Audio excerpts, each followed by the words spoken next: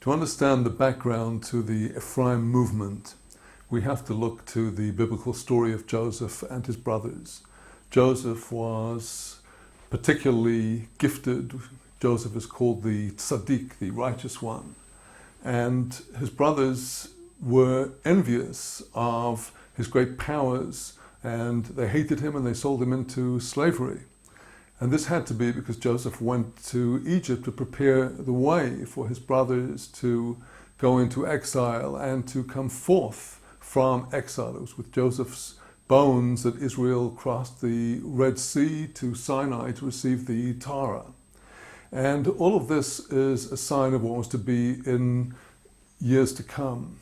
Because when the 12 tribes entered the land of Israel, it was the blessed tribe of Ephraim that was the counter to the spiritual leader and king of the nation from the house of Judah, the Davidic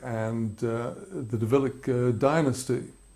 And it was after the reign of King Solomon that the people of Israel were feeling pressured by the standards set by Solomon, and in the reign of his son, Rehoboam, or Rechavam, the 10 tribes rebelled under the leadership of Jeroboam, Yeravam ben Nevat. Now Jeroboam, who was the first king of Israel, was the founder of a kingdom that lasted for hundreds of years until the tribe of Ephraim and the other 10 tribes went into exile before the destruction of King Solomon's temple. They were taken to Assyria and by Sennacherib, and they were dispersed in his vast empire. And some of them came back to the land of Israel. We see that in the reign of Yoshiyahu, King Josiah, there were members of the 10 tribes who were still in the land of Israel. But the others went into exile, and they effectively, from the point of view of the house of Judah, disappeared from the face of the earth. And thus they're called the last 10 tribes. And the beginning of their loss was when King Jeroboam rebelled against the Davidic dynasty. And we see in all of the prophets, we see it in Isaiah and Jeremiah and Ezekiel, and we see it in the 12 prophets, that eventually the 10 tribes are destined to come back. They are called by the name of Ephraim many times in the prophets, and they will come back and reunite with Judah and the tribe of Benjamin that joined Judah and became the Jews. And this is the destiny of Israel, for the 12 brothers to be reunited and for all of the repairs to have been made. Well, our question is where exactly we are on this great journey of history. A number of things have to be pondered upon from this history. The 10 tribes were lost. Now, they were not the first of the people of Israel that were lost. On the contrary, after the people of Israel dwelled in the land for hundreds of years after the entry under Joshua, there were many cases of Israelites going off and disappearing, and this has been a trend from then until our own days. In Jewish history over the last 500 years and longer, we see many Jewish souls that have strayed and gone off into other peoples and other countries, and they have dissolved into the surrounding population.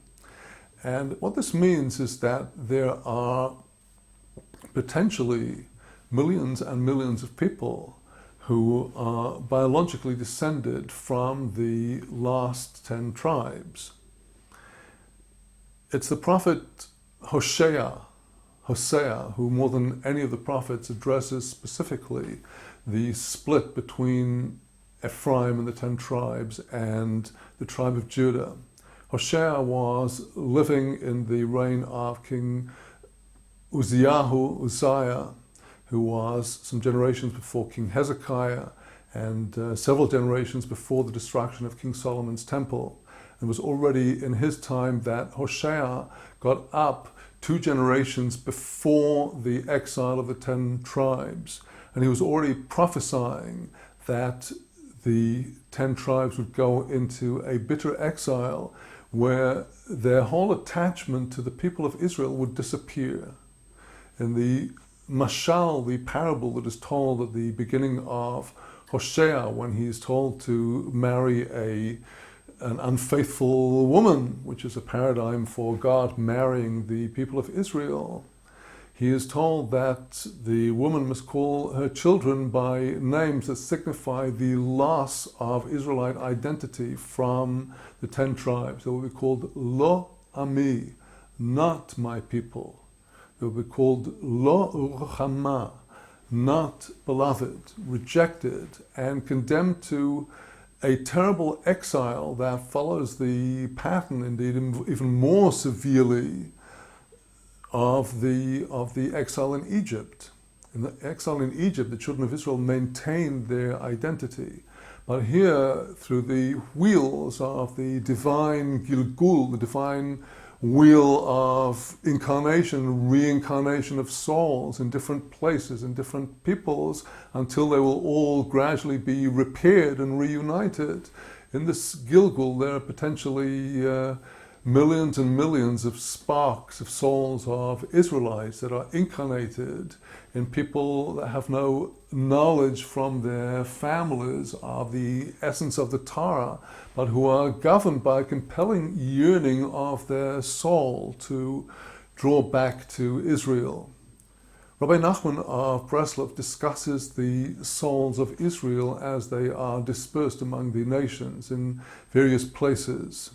There are fallen souls. This is known from the writings of the Kabbalist Rabbi Yitzhak Luria, and in his Sefer Gilgulim, the Book of Incarnations, that there may be Israelite souls that are incarnated in a body of a non-Israelite. And there is some reason why this soul has to be brought up in a completely separate matrix and to struggle to find their way to the mother, to the collectivity of Israel. And so the question is, what are we to do today with the many, many people who are stepping forward and saying, well, I am of Israel. I'm sure in my soul that I'm of Israel. I'm a lover of Israel. I'm a lover of the people of Israel. I love the Torah of Israel. And as a person that runs an internet Torah outreach website, I have for the last 15 years been increasingly besieged by people who have been brought up not in a Jewish matrix and who are convinced that they have a mission to join with the people of Israel.